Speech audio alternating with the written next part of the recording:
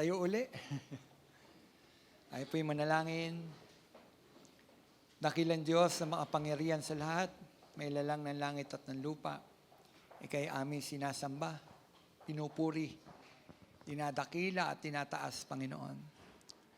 O Diyos, dalangin namin ang banal mong Espiritu siyang makasama namin, Panginoon.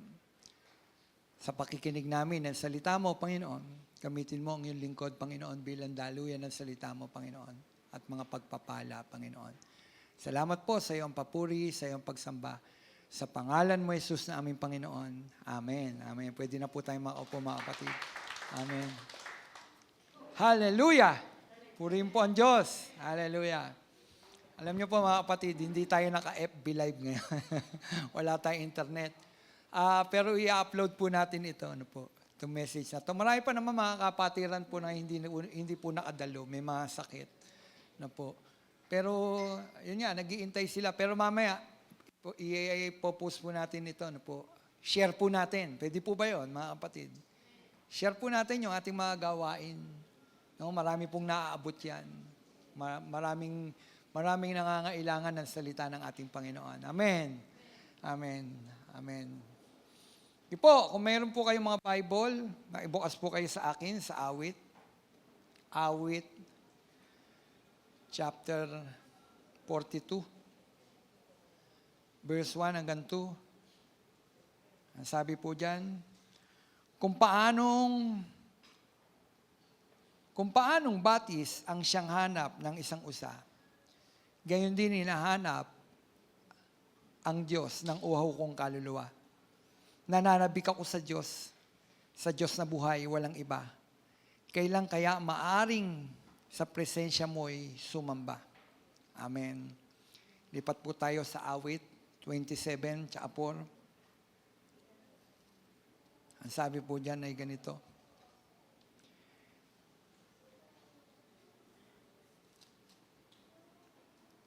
Kay Yahweh, isang bagay lang ang aking hinihiling. Isa lamang talaga ang aking hangarin.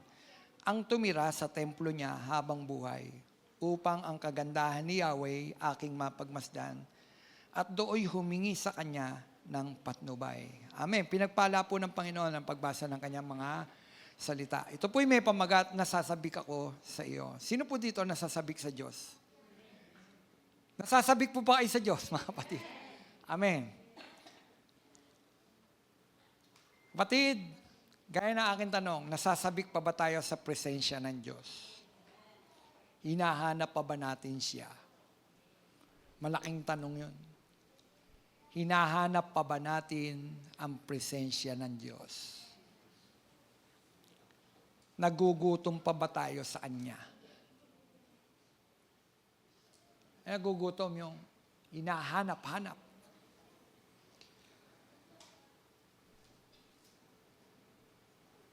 Tulad pa ba tayo ng isang usa?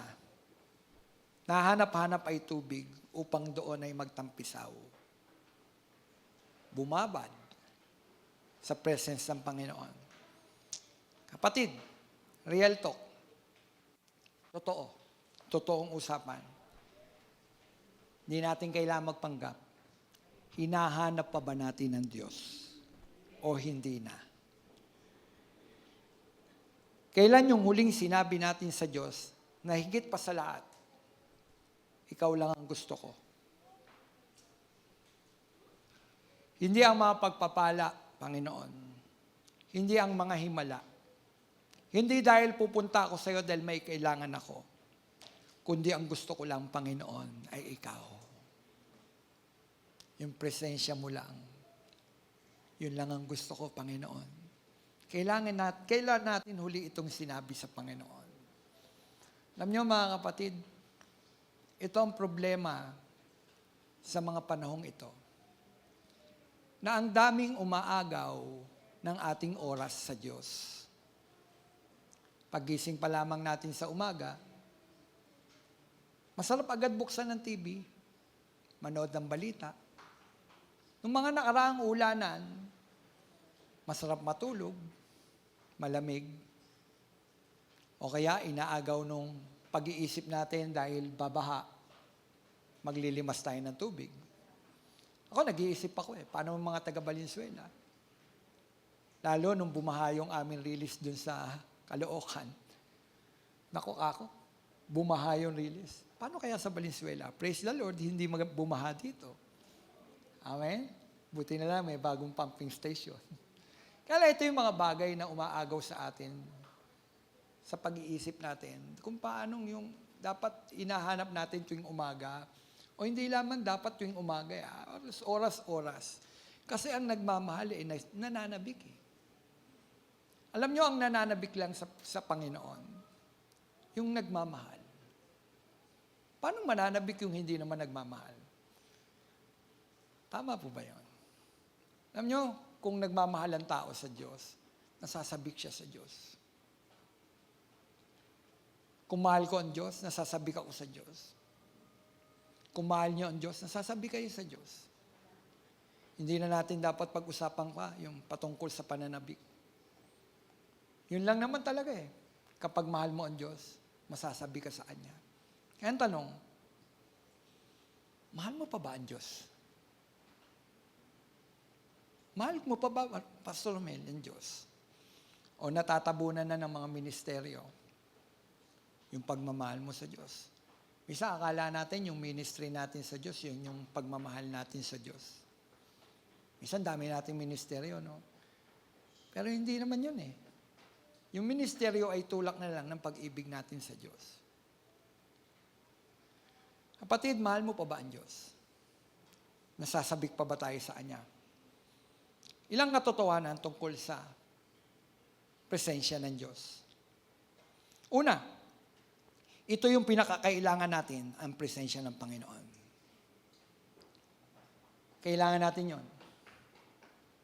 Pakisaway niyo po yung dalawang apo ko.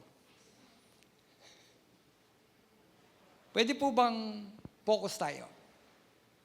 Focus tayo sa presence ng Panginoon. Kasi kailangan natin to. Meron akong ginawang mensahe ito. Pero niisip ko nung kahapon, nagdadalawang isip ako, Lord, anong ipipreach ko? Ito ba o yung preach ko nung sa Caloocan Bethel? Gusto ko i-preach sa inyo. Gusto ko yung mensahe na yun, i-mensahe ko sa inyo.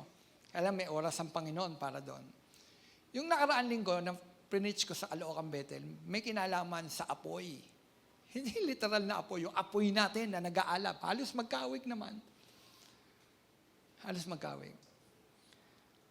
Ngayon, mga kapatid, sabi ko nga, ito yung pinakakailangan natin sa panahong lalong ito. Ano yun? Ang presensya ng Panginoon. Lalo ngayon na alam natin sa mga nagaganap sa mundong ito, nagaganap ang lahat ng sinyales ng nalalapit na pagbabalik ng Panginoon. So kung gusto natin na datnan tayo ng ating Panginoon, na yung puso natin ay tama, na lagi kapag naririnig nyo sa prayer ko, Lord, datnan mo kami, nang kami, Panginoon, tama yung laman ng aming puso. Mga kapatid, dapat umiibig tayo sa Diyos at dapat nananapik tayo sa presensya ng Panginoon. Sabi ko nga, ito yung pinakakailangan natin, ang presensya mismo ng ating Panginoon. Yung awit, chapter 42, verse 1 hanggang 2, no, yung ating binasa kanina, tulad ng usaan, sabi, nananabik siya sa tubig. No, mga kapatid, ito po ay winika ng mga Levita. Ito po ay, sabi ko na, no, winika ng mga Levita, no, na yung panahong ito, ang mga Levites na ito, no, ang mga Levitang ito, bihag po sila. No, bihag po sila. Exile. Wala sila sa Jerusalem. Wala sila sa templo. Na ang mga Levites, ito po yung mga worship leader ng church. Na ang mga Levites, ito po yung gumagawa patungkol po sa mga gawain patungkol sa templo. Sila yung nangunguna rin sa pagsamba. Ano ba yung ginagawa ng mga worship leader? Nangunguna sa pagsamba sa Diyos. At dapat kapag tagapanguna sa pagsamba sa Diyos, dapat yung tagapanguna nananabik. At ito po yung nararamdaman ng mga Levites. Nung sila po ay nabihag, no, mga apo po ito ni Korah. Kora nga ba? Mamaya mali ako. No, ito po'y apo ng mga Levita. At sila rin ay mga Levita. Nasabi ko nga, sila po ay mga worship leader. Na worship leader na dapat, alam nila na doon sila dapat sa templo nananahan. Pero sila nga po, nung panahon na yon, naibihag. No, nadala sila. Nabihag po sila. Kaya nalayo sila doon mismo sa templo ng Panginoon. Na noong panahon na yon, ang templo ay sumisimbolo sa presence ng Diyos. Kapag ang mga Levita, mga saserdote, wala sa templo, malayo sila sa presence ng Panginoon. Yun ang pakiramdam nila noon. Kasi yung templo, yun ay sumisimbolo ng presensya ng Panginoon. Doon sila nananambahan. Doon sila nag-aalay. Saan? Sa templo ng Panginoon. Nung panahon na ito, sila po'y dala-dalang bihag. Kaya't nalayo po sila.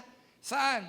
Sa presensya ng Panginoon. Dahil ang pakiramdam nila, malayo kami sa templo. Ano bang ginagawa nila sa templo? Sabi ko nga, sila yung mga Levita, sila yung mga worship leader. Ngayon, ano naganap? Nalayo. Nananabik. Kailangan namin ang presensya ng Diyos. Kailangan namin. Ano ang patunay? Na sila ay wala at malayo sa templo ng Diyos. Pag tinignan niyo po yung verse 4, sinasabi po dyan, nagdurugo ang puso ko kapag aking naalala ang lumipas na panahon na lagi kaming sama-samang pumupunta sa templo ng Diyos na ako ang nangunguna. Pinupuri namin ng Diyos sa pag-awit na masaya. Ano sabi? Nagdurugo ang puso ko kapag aking naaalala. Naaalala na lang niya yung pagpunta niya sa templo na siya po ay nangunguna para sambahin, awitan ng Diyos. Naiisip niya yun, alaala na lang kasi nga malayo siya. Marahil, sabi ng mga scholar, malayo. Ang mga Levitang ito, exile, dinalambihag, maari. Kasi karugtong nga yung verse 4, nagdurugo ang puso ko. Sabi nung sumulat, nagdurugo ang puso ko kapag aking maaalala ang lumipas na panahon. Kapatid, sino dito ang may mga lumipas na panahon? Na ang saya-saya ng panahon na yon, pag naaalala nyo, ang saya-saya ko noon. Nung bata pa ako, ang saya-saya ko noon. Diba? Minsan yun, miss na miss natin. Sana noon pa. Mga kapatid, ang mga Levitang ito, ganun yung kanilang nararamdaman. Nung panahon na yon, nagdurugo ang kanilang mga puso. Dahil bakit, mga kapatid? Ang sabi, dahil sa mga lumipas na panahon na lagi kaming sama-samang pumupunta sa templo. Kapatid, sino dito na namimiss niya yung sama-sama silang magkakapatid na pupunta sa simbahan? Na ngayon parang tingin mo, ako na lang Ba't ako na lang? Asa yung mga kasama ko? Nagdurugo. Kapatid, ang mga Levita, noong panahong ito, yan ang lang nararamdaman. Nananabik sila sa presence ng Panginoon. Ang layo nila sa templo. Wala kami sa templo. Ala-ala, gunita na lamang. Mga kapatid, pinakikita po doon sa verse 4, miss na miss nila ang pagsamba mismo sa templo ng Diyos. Kasi kahit saan naman pwede nilang sambahin ng Diyos eh. Tama? Kahit saan naman pwede nilang sambahin ng Diyos. Kaya lang, sabi ko nga, sentro ng pagsamba ng panahon nila, templo. Temple. Miss na miss nila ang sumbama mismo sa templo ng Diyos. Kaya hinahalin tulad niya ang kanyang sarili nung sumulat sa isang usa na nagnanais magtampisaw sa tubig. Ano daw?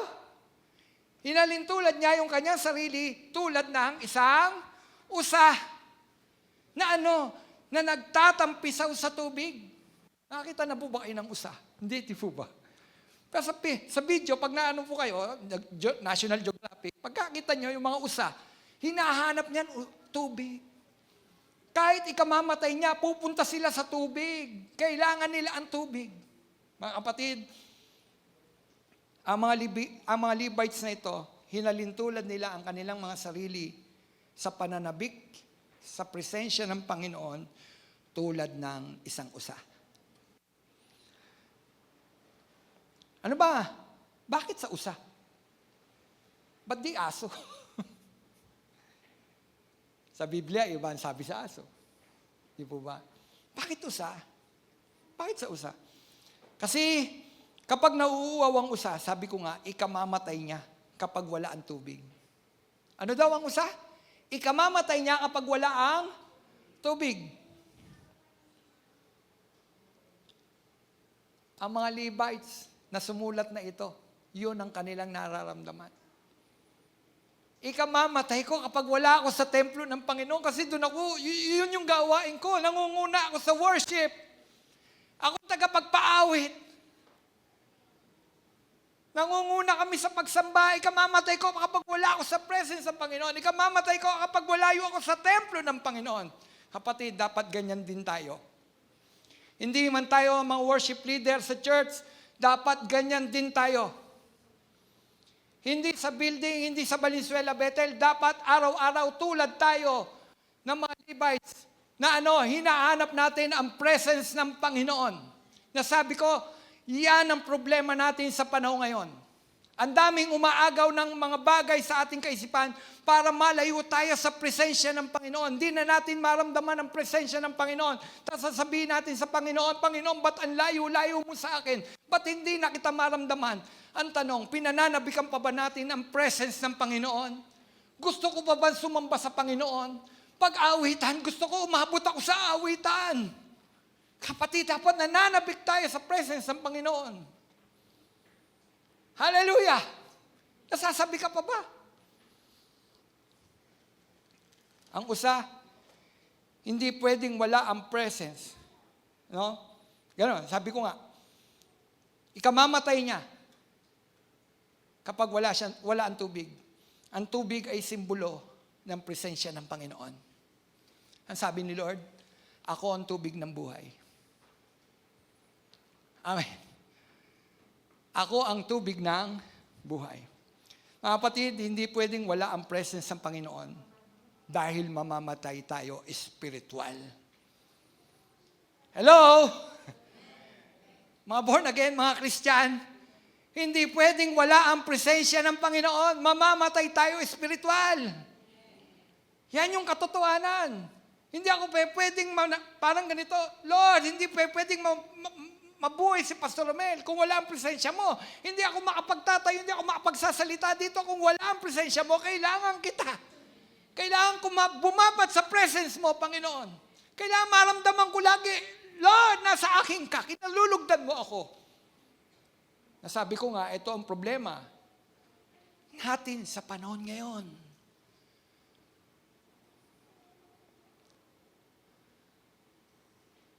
Ang mga nag-aaral, hindi ko sinabi huwag mag-aral. Dati, Sabado at Linggo, bakasyon. Ngayon, inagaw na. Sabado, Linggo. May pasok. Kuha nyo. Pastor Romel, paano? Hindi ako makapunta sa church. Araw-araw. Araw-araw. Paggising mo, hanapin mo ang presence ng Panginoon. Tulad ng usa, hindi ako pwedeng mabuhay, Panginoon, nang hindi wala ang presence mo. Kapatid, kaya mo bang mabuhay na wala ang presensya ng Panginoon? Dapat yan ang mga mananampalataya. Nasasabik, nauuhaw sa presensya ng Panginoon. Hindi ako pwedeng mabuhay, Panginoon, kung wala ang presensya mo. Mamamatay tayo spiritual. Ano mga senyales na malapit na tayong mamatay spiritual? May senyales. Meron, mga kapatid. Wala nang ganang manalangin. Wala nang ganang mag-pray. Dati, 1 oras ko manalangin, ngayon, 1 minute. Wala pa. Lord, good morning. Bye-bye. O hindi na tayo nagpe-pray. Wala nang ganang mag-pray. Ang prayer, yung backbone. Backbone hindi lang ng church, kundi ng mga mananampalataya. Gulugod. Pag walang gulugod, baltado. Tama. Pag wala ang gulugod baldado, kung wala yung gulugod ng isang mananampalataya, di baldado. Amen? Kapatid, wala nang ganang mag-pray. Wala nang ganang magbasa ng Bible. Sino pa dito nagbabasa ng Bible? Araw-araw. Huwag niyong pananganan yung sinasabi ko lang. Bible. Word of God. Hanggat hindi mo nararamdaman mo, ayaw mo magbasa, lalo kang magbasa. Diba? Sa totoo lang, ang hirap magbasa. Dahil sabi ko nga, ang daming umaagaw sa atin araw-araw. Kapag lalo mong nararamdaman na ayaw mong magbasa ng Biblia, lalo kang magbasa ng Bible. At ang Biblia, buhay. Ang salita ng Diyos ay buhay. Hanggat binabasa mo ang Biblia, magugulat ka, nananabi ka na. Pero kung hahayaan natin na hindi Lord, wala akong ganang magbasa ng salita mo. Pag hinayaan natin ang bagay na ito, mga kapatid, mauuhaw tayo sa salita. At hindi pwedeng mabuhay ang mga mananampalataya nang wala ang salita ng Panginoon. Para saan mananampalataya tayo kung wala ang salita ng Panginoon? Kung wala yung Word of God. Kailangan natin ng Word of God. Kailangan natin bumabad sa presensya ng Panginoon. Ano pa? Madali na tayo ma-open. Yan. Madali. Nasasaktan tayo agad. Ayaw na natin ng correction. Nasasaktan tayo agad.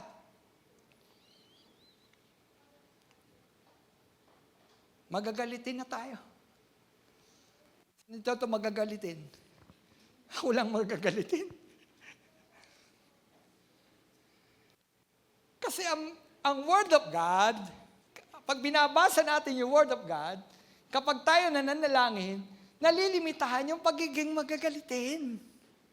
Kasi nandun tayo lagi sa presence ng Panginoon. Kita ninyo, kapag wala ka na sa presence ng Panginoon, kapag wala ang salita ng Panginoon, nagiging magagalitin, nagiging mainitin ang ating mga ulo. Bakit? Kasi walang nagtutuwid. At ang nagtutuwid, hindi si Pastor Romel, ang nagtutuwid ay ang salita ng Panginoon. Amen? Dito, ito, nagtutuwid sa atin. Ito, nagtutuwid sa akin. Dito ko nababasa kung ano yung tamang pamumuhay, kawikaan. Sa kawikaan, mga kapatid, basahin ninyo, yan ang tamang pamumuhay. Ang daming binigay. Kapatid, paano tayo? Di po ba?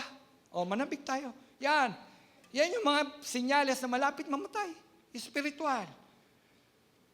Madali tayo mapagod. Napapagod na ako sa ministeryo. Nasabi ko nga, yung ministry, hindi naman yun. Ito yung tulak. Dahil nagmamahal ka sa Diyos, yung ministry ay tulak ng pag-ibig mo sa Diyos. Ngayon, pag nararamdaman natin na parang mamamatay na ako espiritual, anong gagawin ng mga mananampalataya kung nagmi-ministeryo? Minsan, ito tingin natin nagiging solusyon. More ministry. Dadagdagan ko pa ang ministeryo ko. Kung nagpapaawit lang ako noon, hindi lang yan gagawin ko. Hindi lang yan. Magmi-ministeryo pa ako sa church. Mali. Dahil dinagdagan mo lang yung magiging pabigat sa'yo, inalimot mo nga yung basic. Basic prayer, Word of God. Bumabat sa presence ng Panginoon, tapos dadagdagan mo ang sarili mo ng ministeryo, pinabigat mo lang ang sarili mo. Dapat kaya ka magmi-ministeryo kasi babad ka sa prayer, babad tayo sa salita ng Panginoon, babad tayo sa presence ng Panginoon.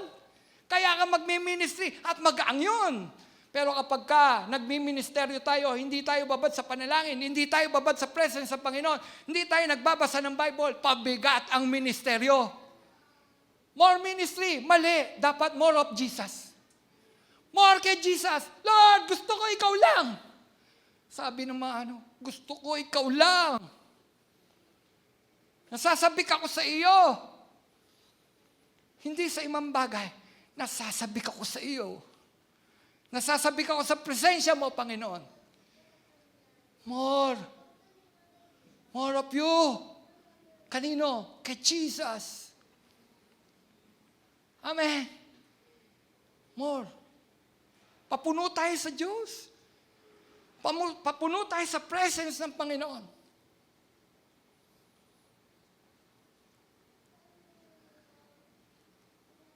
Natanong ko sa Lord, Lord, ano yung... Kasi immerse tayo ngayon babad. Dati, yung ating team. Ngayon, immerse.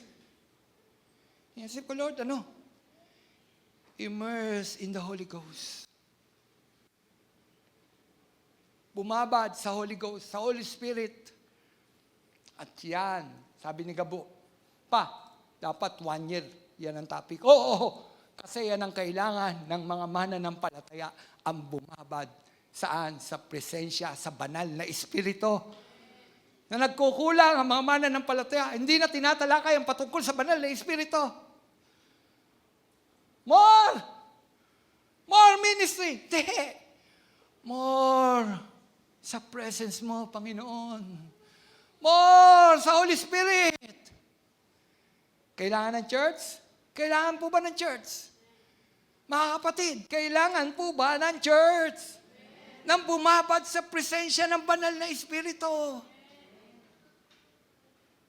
Para di tayo mag-away-away. Para di tayo magkagulo. Kailangan natin ang presence ng Panginoon. Dahil ito magtutulak sa atin para ano? Para magmahalan. Nasasabik ako, Diyos, tulad ng isang usa. Hindi solusyon ang ministry. Ang solusyon si Jesus. Ang presence ni Jesus. Pangalawa, ba't natin kailangan ito? Kailangan nagugutom tayo mismo sa presence ng Diyos. Hanap-hanap, nagugutom. Paano ba yung nagugutom? Kapatid, naranasan nyo na ba magutom? Taas ang kamay na nagugutom ngayon. Ang nagugutom, wala ba makain? Di ba? Tingin ang tingin niyan sa kaldero. Kakakain ko lang. Sabi ko, Lord, nasisira yung dieta ko. Lalaki na naman tiyan ko. Kasi gugutom ako ngayon. Ayun, mahirap pag nakakain ako na asukal. Gugutom ako. Ayun, nagugutom. Lukat ako na, lukat. Makakain. Ayun. Ayun na nagugutom.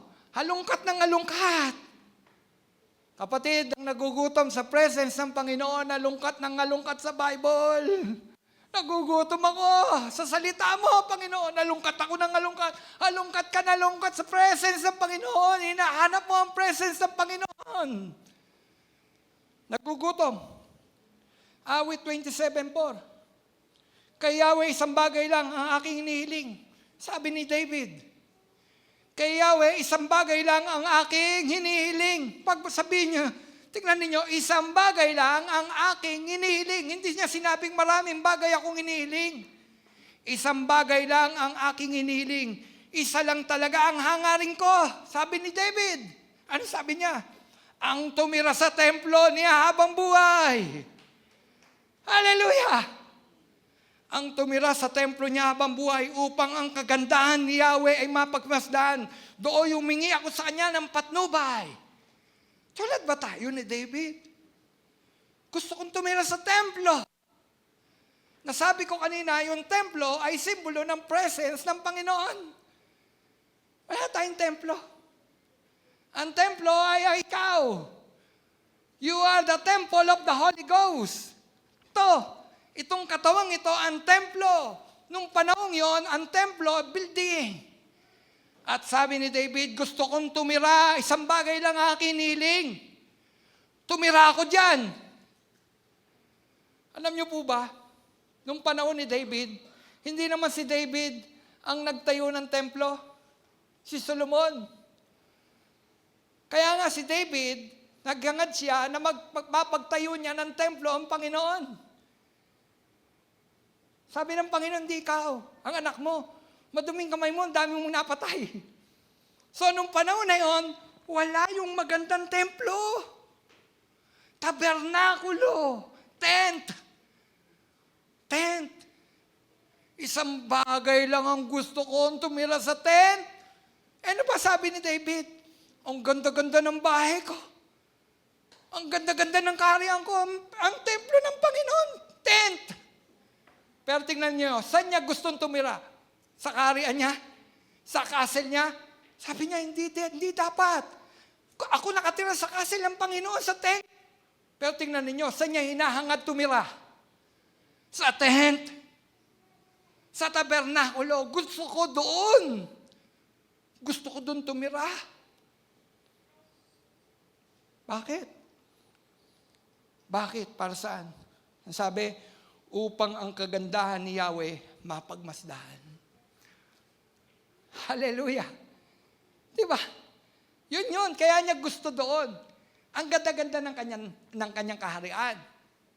Pero hindi niya kailangan yun. Hindi niya kailangan ng material na bagay. Hindi ko kailangan ng kayamanan. Silver and gold, di ko kailangan. Yun ang ano ni David. Gusto ko sa templo mo. Gusto ko sa presence mo, Diyos. Para makita ko ang kagandahan mo. Literal, makikita ba niya? Hindi niya nakikita. Hindi pwedeng makita ng tao ang Panginoon. Mamamatay ang tao. Dahil sa angkin nating kasalanan. Ayun yung tinutukoy niya. Nakagandahan. Mapagmasdan lang ang kagandahan. Kasi kapag nasa presence ng Panginoon, makikita mo na ang kagandahan ng Diyos. Kapag nasa presence nga tayo ng Panginoon, ayaw natin huminto ng pagsamba. Amen. Kaya kapatid, kawawa yung mga naiiwan sa pagsamba. Inip na inip. Ang tagal naman nila sumamba. Ang tagal naman nila kumanta. Inip na inip. Kaya dapat kapag may maawit ng pananambahan, sumabay ka. Maiinip ka. Dahil matagal tayong sumamba. Amen. Matagal ba po ba dito? Oo. Ang tagal namin. Nagpakanta na sila. Mamaya magpapakanta na naman si Pastor. Ayoko nandiyan dumulo. Kapag mahal mo ang Lord, tulad ni David, gusto kong tumira doon. Para mapagmasdan ko yung kagandahan ng Diyos. Kapatid, kapag nasa presensya tayo ng Panginoon, makikita natin ang kagandahan ng Diyos. Hindi literal, ha? Makikita mo ang kanyang mga ginagawa. Makikita mo ang kanyang himala. Di ba kagandahan ng Diyos yun? At yung presensya ng Diyos, yun mismo ang kanyang kagandahan. Ayaw nga natin umalis. Si David ayaw niya umalis. Ayaw niya umalis sa presence ng Panginoon. Isang bagay ang gusto ko. Isa lang. Hindi silver and gold. Gusto kong tumira dyan. Kung saan nananahan ng Panginoon, gusto kong tumira dyan. Kapatid, yun si David. Yun ang kanyang hangarin. Ang tanong, hangarin mo rin ba? Hangarin pa ba ng mga mananampalataya? O pag-araw ng linggo, kinainipan natin?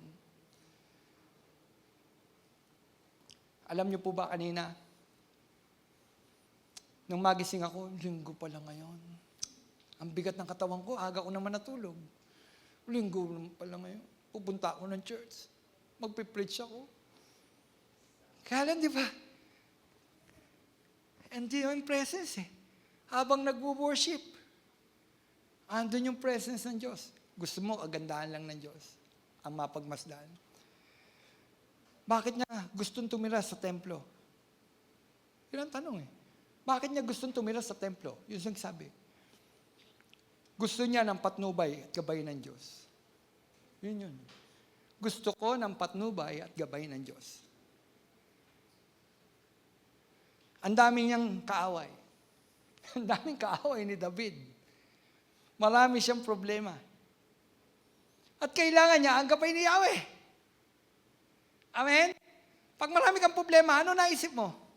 Si David, naisip niya, ang dami kong problema, ang dami kong kaaway, ang solusyon dyan, tumira ako sa templo niya. Kasi doon nawawala yung problema ko. At kapag nandun ako sa templo ng Panginoon, ligtas ako sa aking mga kaaway. Dahil kasama ko ang Diyos. Nakuha nyo? Ay, gusto niya doon tumira. Ang dami niyang problema, ang dami niyang kaaway. Doon na lang ako sa presence ng Panginoon. Kapag nasa presensya ako ng Panginoon, wala akong kaaway. Walang gustong pumatay sa akin. Nasa presensya ako at pag-iingat ng Diyos. Gusto niyang doon tumira. At gusto niyang humingi ng gabay. Dahil ang dami niyang problema. Pati dami niyang problema. O dito, marami ba sino maraming problema? Dapat tularan natin to. Gusto ko sa templo mo. Bakit? Kasi nga gusto ko ng patnubay. Gusto ko ng gabay, Panginoon. Siya gusto niya ng patnubay at gabay. Kasi ang dami niyang problema. Dami niyang kaaway. Kailangan niya ang Diyos. Gusto lang niyang makinig. Ano daw? Gusto lang niyang makinig. Ano ba ang humihingi ng gabay? Dumadaldal? Nakikinig. Nakikinig lang. Gusto ko lang marinig yung tinig mo, O Diyos. Ano yung gagawin ko? At kapag humingi ka ng gabay, hindi pwedeng mangyayari kung ano yung gusto mo. Kailangan yung inihingan mo ng gabay, susundin mo. Si David, gusto niya ang gabay. Kasi alam niya, sa sarili niya, hindi siya pwedeng manangan sa kanyang sarili. Sa kanyang lakas, sa kanyang katalinuhan, hindi siya pwedeng manangan. Ang dami kong kaaway, ang dami kong problema, hindi ako pwede, mahina ako kung wala ang Diyos. Ang ganda ng puso niya, no? Hindi ako pwedeng mabuhay pag wala ang Diyos.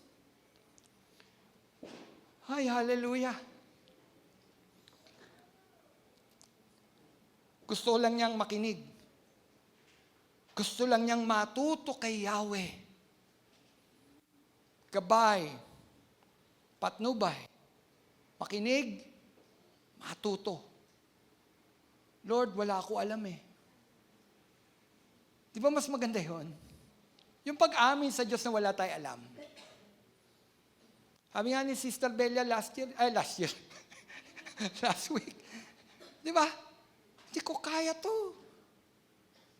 Binigla lang ako niya si pastor. Mahilig kasi ko mabigla.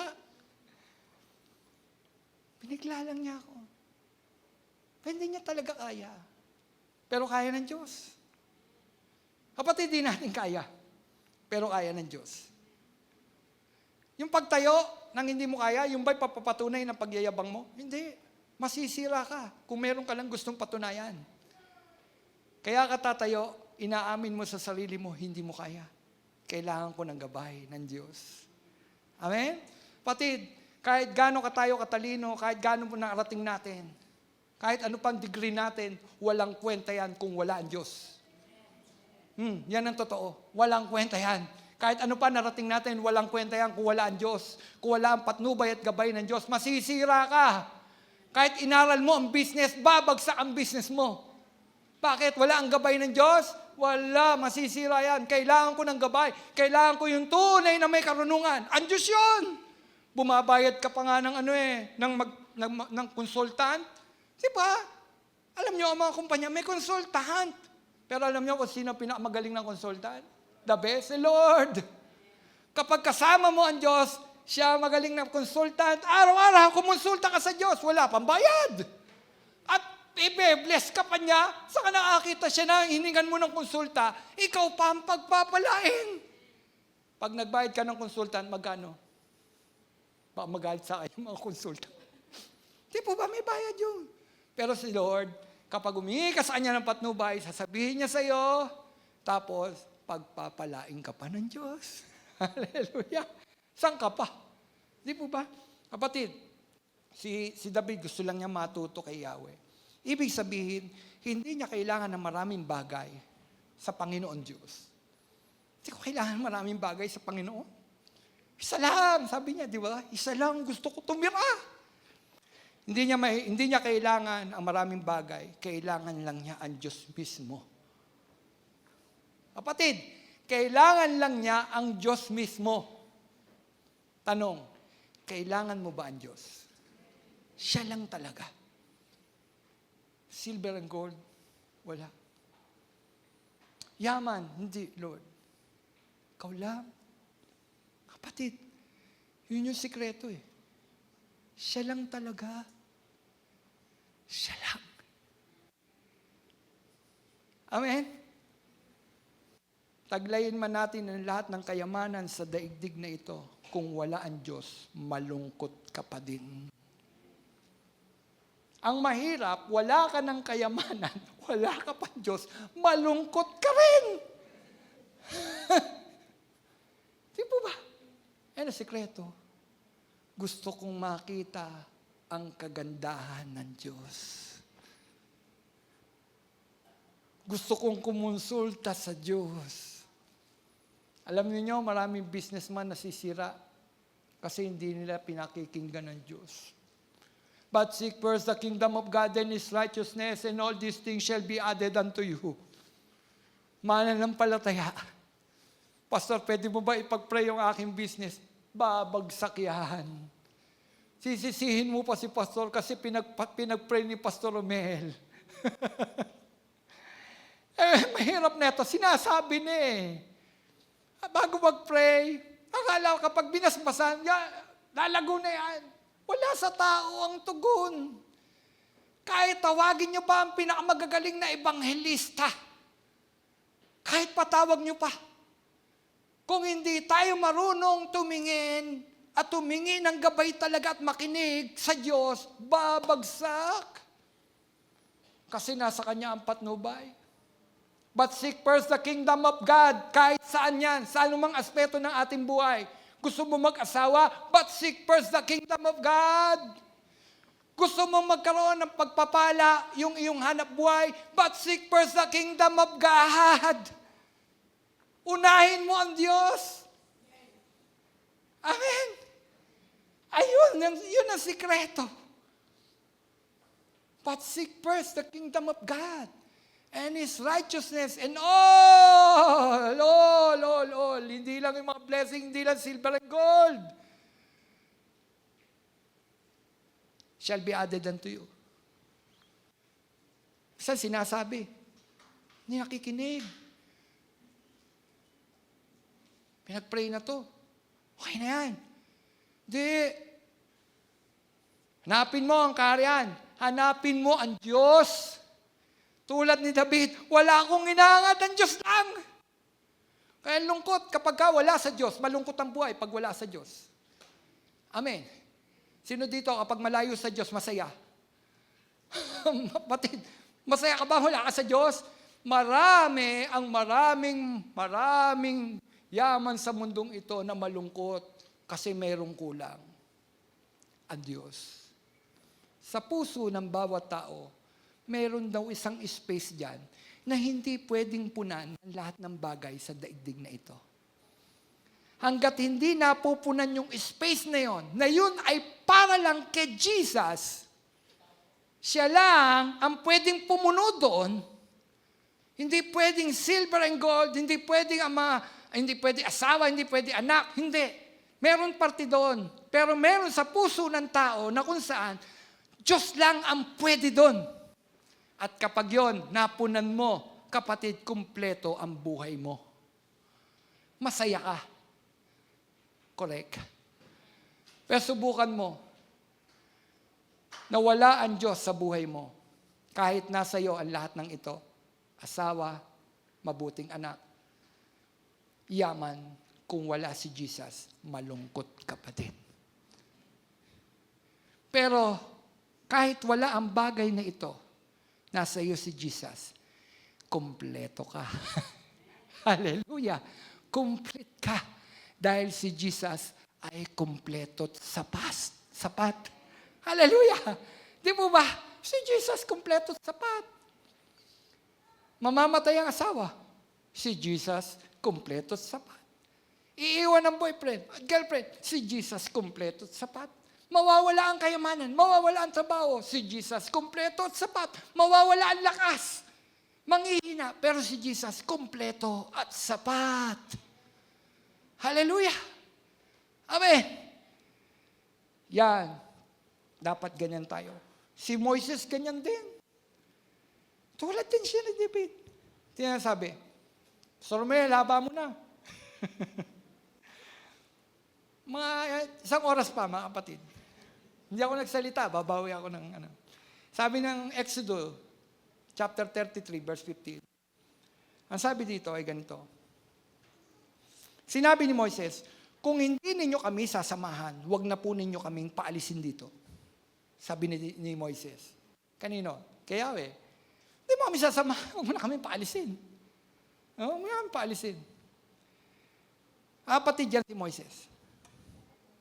Sinabi niya, huwag mo na kaming paalisin patungo sa lupang pangako. Mas mahalaga sa kanya yung presence ng Diyos. Kita niyo kung hindi mo kami sasamahan, presence ng Diyos, kung kami lang ang lalakad, walang halaga ang lupang pangako. Hindi kami pupunta sa lupang pangako. Mainam nang maging alipin kung hindi mo kami kasama. Kung hindi mo kami sasamahan, Panginoon, huwag na kami umalis dito. Dito na lang kami, sa wilderness. Dito na lang kami. Dito na kami magtatayo ng tolda. Huwag na sa lupang pangako. Pupunta kami ng lupang pangako. Promise mo, samahan mo kami. Yun. Sinabi ni Moises yun, kung hindi ka namin kasama, hindi kami lalakad. Ganun kahalaga kay Moises ang presensya ng Panginoon. Tanong, ganun din ba kahalaga sa atin ang presensya ng Diyos? Hindi ako aalis kung wala ang presence ng Panginoon. Hindi ako aalis sa church nang hindi ko naramdaman ang presence ng Panginoon. Kapatid, hindi ako aalis sa church kung hindi ko nararamdaman ang presence ng Panginoon. Kailangan ko ang presence mo, Panginoon. Hindi ako makakalarga dyan. Kung wala ang presence ng Panginoon, kailangan kita, Panginoon. Punuin mo ako ngayon. Kapatid, ba't hindi mo sabihin sa Panginoon? Punuin mo ako ngayon. Tulad ni Moises, hindi ako lalarga. Hindi ako alis, Panginoon, kung hindi mo ako sasamahan. Walang kwenta sa amin ang lupang pangako. Basta gusto ko, Panginoon, sa lupang pangako, kasama ka namin sa paglalakbay. Yun eh. Pag tinan natin sa una, verse 12, ang sabi ni Moises kay Yahweh, nakikipag-usap siya kay Yahweh. Inuutos ninyo sa akin, pangunahan ko ang bayang ito papunta sa lupang ipinangako ninyo. Ngunit hindi ninyo sinabi kung sino ang makakatulong ko. Diyan nyo napakalaga kay Moises. Yung sabihin ng Diyos, sino makakatulong ko? Dami niya, no? Sasabi ni Moises, hindi nyo sinabi sa akin kung sino makakatulong ko. Sinabi pa ninyong nalulugod kayo sa akin at kilalang kilala ninyo ako. Kung ito'y totoo, pinakikiusap kong sabihin ninyo sa akin ang inyong mga balak gawin para malaman ko upang patuloy kayong malugod sa akin. Alalahanin din ninyo na ang bayang Israel ay inyo. Sabi ni Moises, kita nyo, kausap niya ang Diyos. Sabihin nyo sa akin kung ano balak mo. Sinasabi ba natin sa Diyos, Panginoon, ano ba ang balak mo? Di ba sabi ko kanina, gabay sa presence ng Panginoon, hahanapin mo yung gabay, patnubay. Panginoon, ano balak mo? Panginoon, ano balak mo sa Valenzuela? Magpi-15 years na tayo. Ano ang balak ng Diyos sa Valenzuela? Hingin natin sa Diyos yung gabay, patnubay. Amen? Yan. Si David at si Moises, pareho. Iisa lang ang gusto nila. Nasa presensya ng Diyos. Gusto kong tumira, sabi ni David, sa templo ng Diyos. Sabi naman ni Moises, kung hindi mo ako sasamahan, wala ang presence mo, hindi ako alis. Sino dito hindi aalis kung wala ang presence ni Lord? Hindi gagawa kung wala ang presence ni Lord. Diba? Kasi mabibigo ako, Lord eh. Kung di mo lang rin ako sasamahan, mabibigo ako. Sabi ni Sister Belia nun kasi gusto niya talagang umurong. hanggat lumalapit. Parang may pumipika.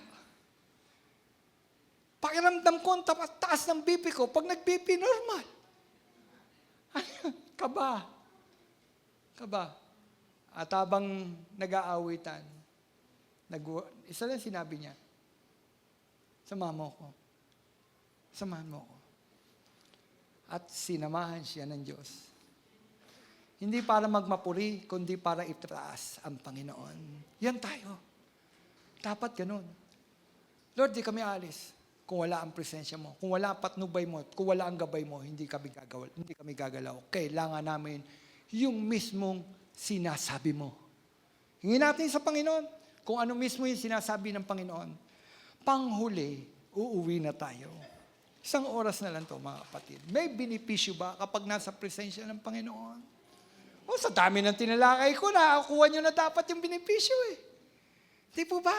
May benepisyo. Paalala lang, puno tayo ng kagalakan kapag tayo nasa presence ng Panginoon. Amen? Kasi yun yung nakita ni David. Yun ang nakita rin ng mga Levita. Ng mga Levite sa mga song leader, worship leader ng mga panahon na yun. No, kailangan namin sumampas sa Diyos. Kailangan namin ng presence ng Panginoon. Bakit? Doon sa presence ng Panginoon, fullness of joy, puno ng kagalakan. Yan, kapatid, isang benepisyo. Awit 16:11, ituro mo ang landas patungo sa buhay. Sa piling mo'y madarama ang lubos na kagalakan. Wow! Kanino madarama ang lubos na kagalakan? Sa K-pop? Hindi sa K-pop. Kapag nakita mo yung gusto mo, wow! Kailan ka nagkaganyan kay Lord? Kita ninyo, kapag nakakita tayo ng artistang gusto natin, halos mabaliw tayo. Tanong, ikaw ba nababaliw kay Lord? Di po ba nasisira yung ating image? Pag nakita natin sino ba? Si Piolo ng mga panahon. Ay! Paano kay Lord? Nasa Kanya yung fullness of joy. Kapatid, wala sa mundo yung fullness of joy. Na kanino? Kay Lord. Wala kay Belia ang fullness of joy ko. Wala sa asawa, wala sa boyfriend, wala sa girlfriend, wala sa kayamanan. Na kay Lord, yung fullness of joy. Hallelujah. Sa mundo, uubusin ang joy mo. Sa presence ng Diyos, fullness of joy. Amen? Pangalawa, sino dito pagod? Pagod. Pagod po ba kayo? Hindi. O kapag napapagod kayo, may kapahingaan kay Lord. Rest. Amen?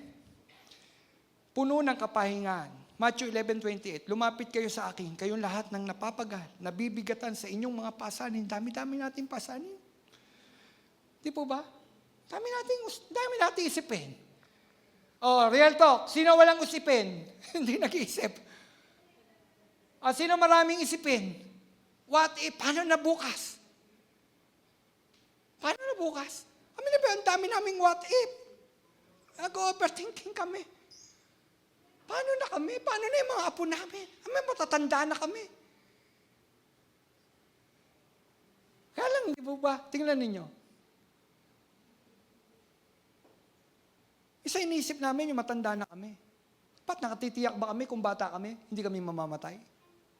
Di ba yun yung realidad? Kaya nga daw ang taul ginawa, hindi lang malaki, may pambata. Ako nyo? Hindi lang malaki. At kapag pumunta ka sa simenteryo, makikita ninyo, hindi lang matanda ang namamatay. Yun ang nagpaano sa akin. Minsan inisip ko, matanda na kami. Paano yung mga apo namin? Hindi. Kasi inisip namin, malapit na kaming madedo. Kaya nag-aalala kami, babata pa. Kaya lang, sabi ni Lord di ba? Lumapit kayo sa akin, kayong lahat na napapagal at nabibigatan luba sa inyong mga pasanin. At kayo'y aking pagpapahingayin. Hallelujah. Rest. Rest kay Lord. Yun ang benepisyo kapag nasa presence tayo ng Panginoon, meron tayong kapahingahan. Kahit bumabagyo, kahit anong nangyayari, may kapahinga, napapagod yung ating mga pisikal na katawan, pero meron tayong kapahingang spiritual sa Diyos. Amen? Nakakapahinga pa rin naman yung ating spiritual na buhay. At yun yung pinakamagandang kapahingaan. Makakatulog tayo ng masarap. Makakatulog tayo ng masarap. Ang una, naka-aircon ka pa. Paggising mo, wala kang rest. Daming problema, ang daming suliranin. Pero kapag nasa presence ka ng Panginoon, kahit walang aircon, makakatulog ka at makakapahinga sa presensya ng Panginoon. Amen? Kasi siya ang solusyon sa problema natin. Amen? Ano pa? Nababago ang buhay. Yun yung pinakamasarap. Lagi niyong naririnig sa akin yan. Pag nandun tayo sa presence ng Panginoon, mababago buhay natin. Pag wala tayo sa presensya ng Panginoon, wala ka kay Jesus. Wala kang Jesus sa puso mo. Hindi ka mababago. Dahil si Jesus lang ang nagbabago ng buhay ng tao. Misa akala natin, ginigiit natin, magbago ka. Pero hindi makapagbago. Bakit? Hindi nga ikaw kasi si Jesus. Hindi si Pastor Romel si Jesus. Si Jesus lang ang tugon para mabago ang buhay ng tao. Kaya ang inilalapit natin sa tao, si Jesus. Gusto mo na mabago ang buhay? Gusto mo mabago asawa mo? Gusto mo mabago anak mo? Ilapit natin kay Jesus. Kasi si Jesus lang ang nagbabago. Nagbabago siya ng buhay ng tao. Kapag nasa presensya tayo ng Panginoon, nababago ang ating mga buhay. Habang lumalapit tayo sa Panginoon, lalo tayo nababago. Nagiging kawangis tayo ng Panginoon, Christ-likeness, to be like Jesus. Amen! Sino dito gusto niya maging kamukha siya ng Panginoon? Kawangis. Karakter ni Jesus. Sa bagyo ng buhay, natutulog ang Panginoon. To be like Jesus. Tinutulugan lang niya ang bagyo. Hindi niya problema yun. Bakit? Siya ang Panginoon. Kung ang Panginoon nananahan sa iyo, kapatid, di po ba, magiging kawangis ka ni Jesus? Ano pa si Jesus?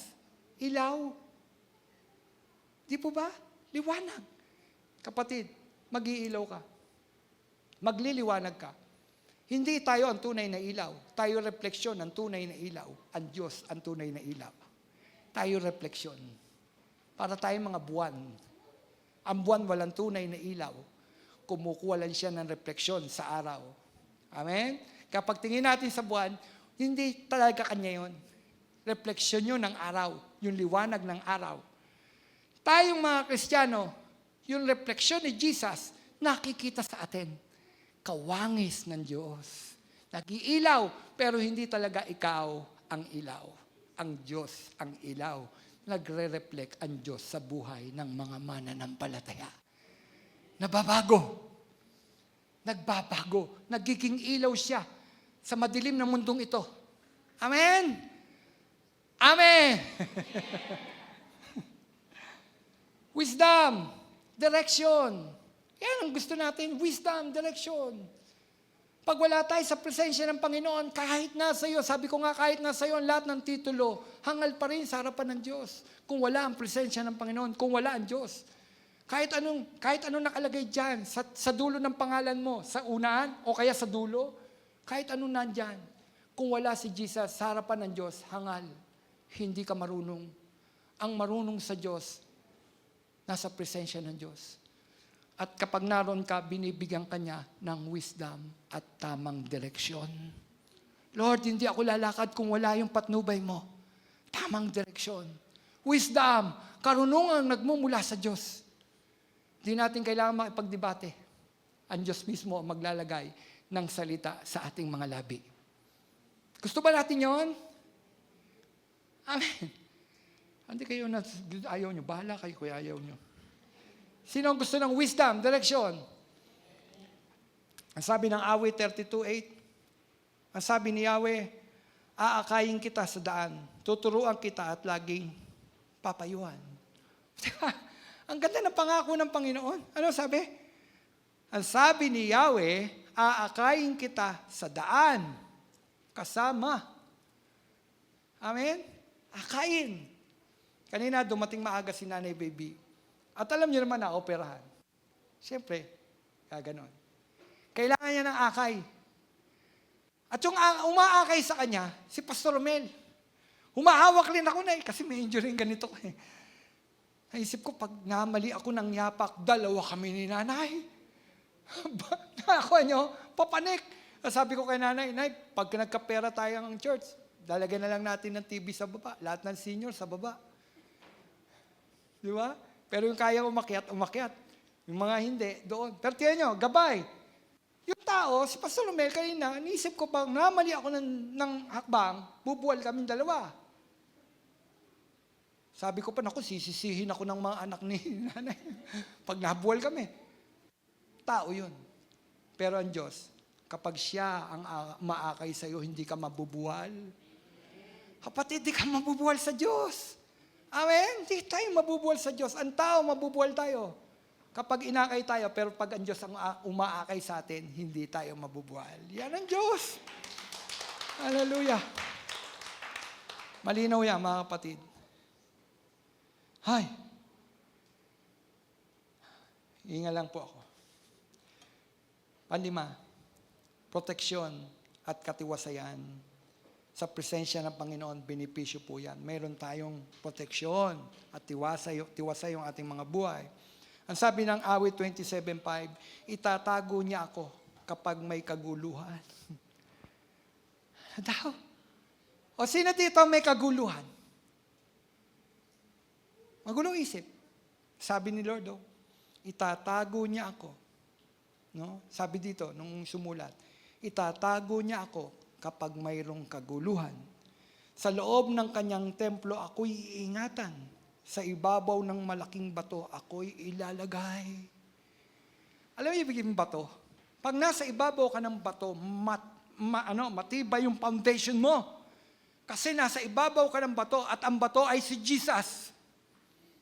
Ilalagay niya ako sa ibabaw ng bato. Si Jesus. Amen? Matibay yung foundation mo. Meron kang proteksyon. Kapag naroon ka lagi sa presence ng Panginoon, may protection ka. Tiwasay ang buhay mo. Hindi ka nag-iisip kung ano man lindol. The big one, hindi ka nag-iisip ng ganun. Ibig sabihin, the big one ang mga problema. Hindi tayo nag-iisip. Bakit? Kasi ang Diyos ang nag-iingat.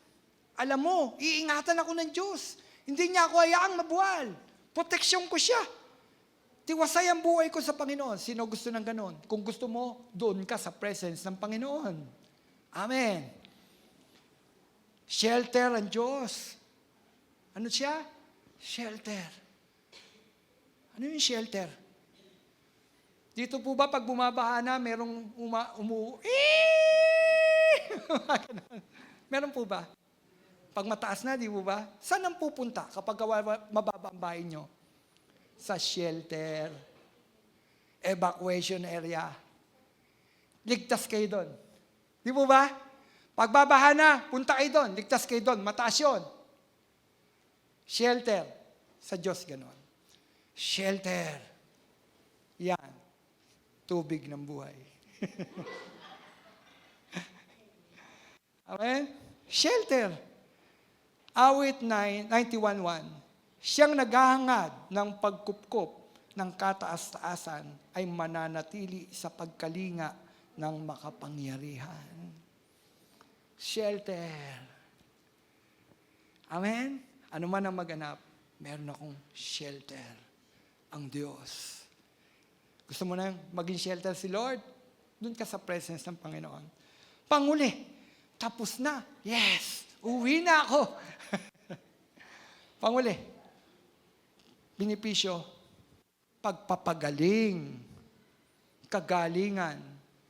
Kapag may karamdaman, kagalingan ng Diyos. Naghihimala pa ba ang Diyos? Yes. Sister Julie, gustong-gusto nang dumalog, gustong magpatotoo. Gustong-gusto niyang magpatotoo. Si Kuya Rolando, magpapatotoo rin. Mapupuno na nagpapatotoo. Amen? Bakit? Nandun ang Diyos. Kapag nandun ka sa presence ng Panginoon, pupunuin niya to ng patotoo. Sister Julie, anong sabi? Pinatotoo na ni Belia. Kaya pagdating ni Julie, wala na ipatotoo eh. Sabihin ni Julie, kung ano po yung sinabi ni Sister Belia at ni Pastor, yun na po yun. Inunahan na po ako. Kapatid, ang Panginoon may pagpapagaling sa presensya niya. Awit 147:3. At ang mga pusong wasak ay kaya ring lunasan. Ang natamong sugat ay bibigyan ng kagalingan. Dito ay spiritual yan eh. No? Ang natamo nilang sugat ay bibigyan ng kagalingan. Dami nating sugat, di po ba? Yung karamdaman, gagaling eh. Pero yung natamo nating sugat, nilait ka, hinama ka, sinukat yung kakayahan mo. Ang sakit nun. Di po ba? Sino dito hinamak? Sinukat yung kakayahan. Sino? Meron po bang hinamak? Ako lang po hinamak dito. Di po ba? Aray na ko yun. Aray na ko. Di po ba? Yan ang mahirap lunasan. Yung sakit ng damdamin natin dahil hinamak tayo. Minura ka. Yung nangangailangan ka na ng tulong, nalait ka pa. Yung gusto lang naman niya makinig ka, painggan mo siya, painggan ka. Tapos hindi ka pinakinggan, sinisi ka pa. Kasi yan ka eh, di ka kasi nag-aral. Ay, ganyan ang buhay mo. Kaya magtiis ka. Kung yan ang inaani mo, aniin mo. Gusto ko lang naman pakinggan mo ako. Humihinga lang ako sa'yo, dami mo sinabi. Di po ba? Maraming mga taong ganon. Ang daming sinabi. Ang gusto mo lang naman, may mahingahan. Tapos nakarinig ka pa, ouch. Aray. Ang daming nagbibigay ng aray. Pag sa Diyos, yung aray na yan, pagagalingin niya. Makakaya nating magpatawad kahit mayroong aray. Kaya magpatawad. Kahit may ouch. Di ka maghihiganti. Kasi pagagalingin ng Lord. At ang sarap nun. Makakalaya ka. Di po ba? Akala natin, pag nagpatawad tayo, akala natin, kalugihan, ano tag dito? Yung kalugihan mo. Hindi. Kagalingan. Pinagagaling mo yung nararamdaman mo. Pinagagaling ng Diyos. Amen? Yan. Lahat ng sugat ng nakaraan, rejection ng tao, pagkabigo sa tao, gagamutin ng Diyos. Gagamutin ng Diyos. Sino dito na-reject? Busted. Nag-apply ka ng trabaho. Tapos, di ka pwede. Reject. Reject. Sa pamilya, dahil pasaway, pag dumating ka, andito na naman yung black sheep. Sino dito na nasabihan nung nandito na naman ang black sheep? Ang tingin sa'yo, black sheep ka. Rejection. Di ka tanggap. Pero kay Jesus, tanggap tayo. Amen? Tanggap tayo ni Jesus. Paggagalingin ni Jesus ang lahat ng nararamdaman natin. Saan ka pa tayo? Saan ka pa, kapatid? Kayo, saan pa? Di po ba? Dumuon tayo sa presence ng Panginoon. Sa presence ng Panginoon, pagagalingin ka niya. Kailangan natin ang presensya ng Panginoon. Mamamatay tayo. Dapat ganun. Hindi pwedeng wala ako sa presence ng Panginoon. Mamamatay ako. Kailangan ko ng presence mo, Lord. Para makamit natin ang lahat ng benepisyo kapag tayo nasa presence ng Panginoon. Pwede po